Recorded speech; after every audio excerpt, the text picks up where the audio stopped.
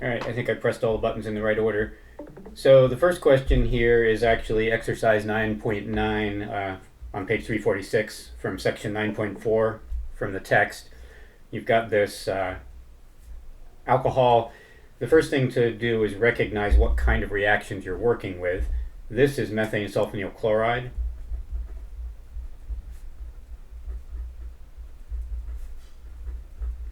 Also known as mesyl chloride. And that means that step 1 is a nucleophilic acyl substitution.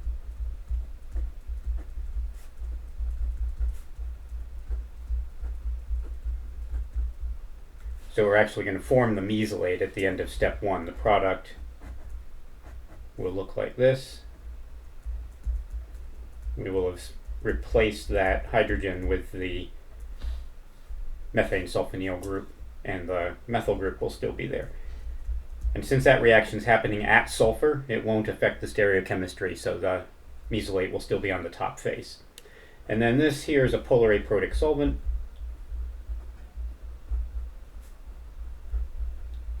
And we've got a nucleophile, good nucleophile here in sodium iodide,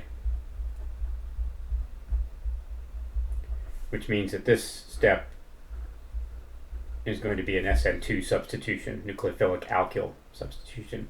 The triethylamine here is just a base. Its job is to accept this hydrogen because the other product of this first reaction is HCl.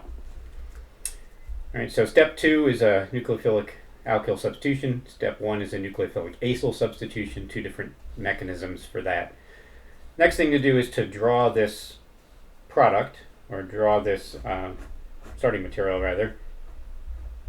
And since it's a cyclohexane, it makes sense to draw it as a chair. I've just drawn it with the 2 things on the top. Obviously this is not the most stable conformation, so logically we would want to flip that and draw that as the more stable chair conformation with the hydroxyl group in the equatorial position and the methyl group also in the equatorial position. Alright, so that's the best way to draw that material. We need to make sure we have the right structure for methane sulfonyl chloride, which is a pair of doubly bonded oxygens and then single bonds to the chlorine and the CH3, so it's tetrahedral at sulfur. The oxygen lone pair is going to attack the positively polarized sulfur. That goes into the pi star orbital, which is the LUMO, and breaks one of the pi bonds. So the first step is going to be to break the pi bond.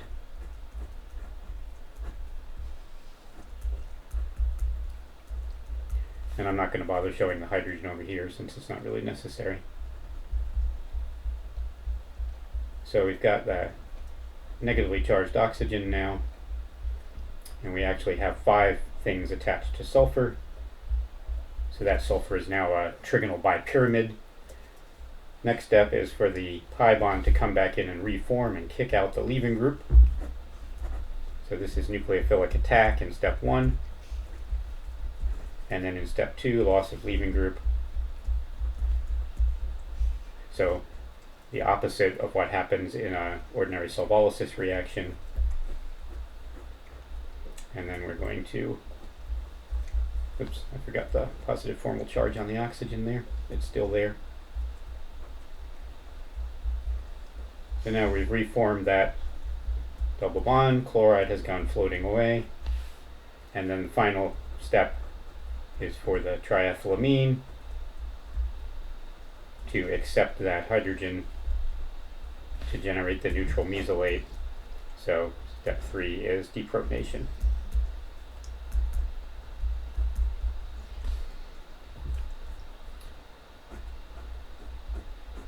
To generate the final product.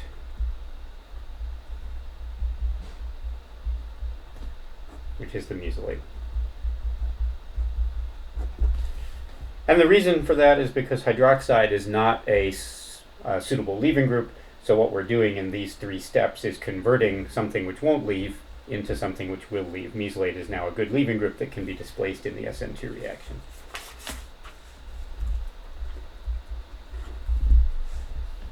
So we have our mesylate.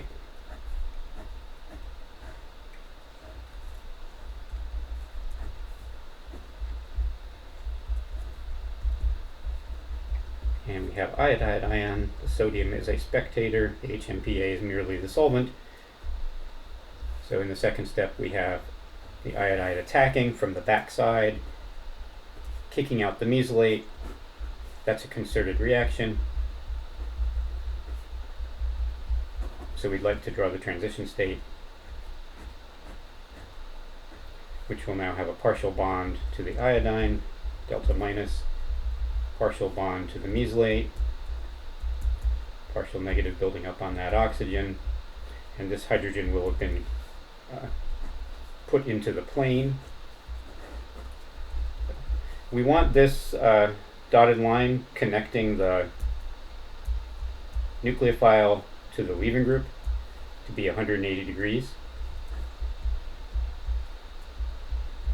reflecting the fact that the geometry now at the carbon is trigonal bipyramidal, and that the leaving group and the iodide want to maximize their distance. Right, so they're in the two axial positions of that trigonal bipyramid, and we want partial bonds and we want partial charges. So that should be a nice straight line between the leaving group, the carbon, or the nucleophile, the carbon, and the leaving group. And then when we're done, we will have inverted the stereochemistry. The iodide will be in the axial position. The hydrogen will have been pushed up. And if we redraw that as the planar representation, we will have converted the alcohol into an alkyl iodide with inversion of stereochemistry at the reactive carbon.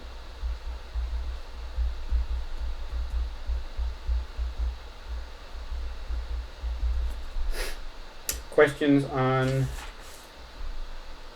that one? The textbook didn't ask for the mechanism, it just asked for the product, but I asked you for the mechanism. So there's 4 steps, 3 steps in part 1, and just a single step with a concerted transition state in step 2. Then we have the second question, which is also taken from the chapter exercise. This is actually exercise 9-5b on page 339. That's in section 9.3, which is on carbocation rearrangements. And we've got 37% HCl, aqueous, which means what we have is the hydronium ion and the chloride ion, and the chloride ion is a spectator until the last step.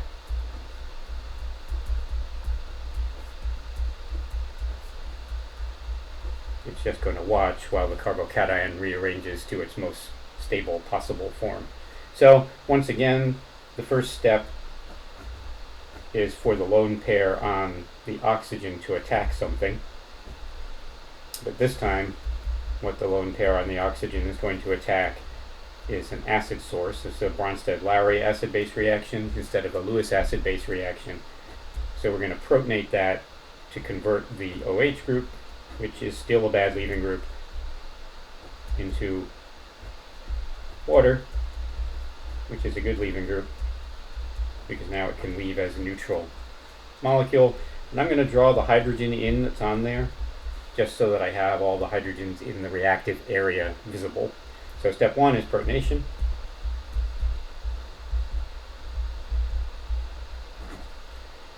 And then the leaving group is going to leave. And we're working with equilibrium in those first 2 steps. There's no reason why the initially formed carbocation couldn't accept a lone pair from water. So water is going to float off. But now you'll notice this is a secondary carbocation,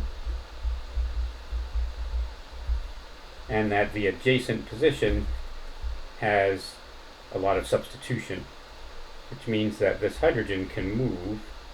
We can do a hydride shift. That step is not reversible. Hydride shift. And that will generate the more stable tertiary carbocation right here.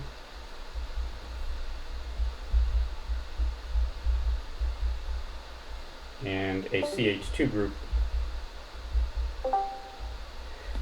Six-membered ring, it's nice and stable.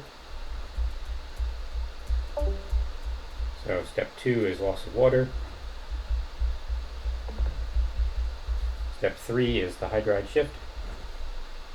And step 4 is the nucleophilic attack on the carbocation. That one is actually reversible.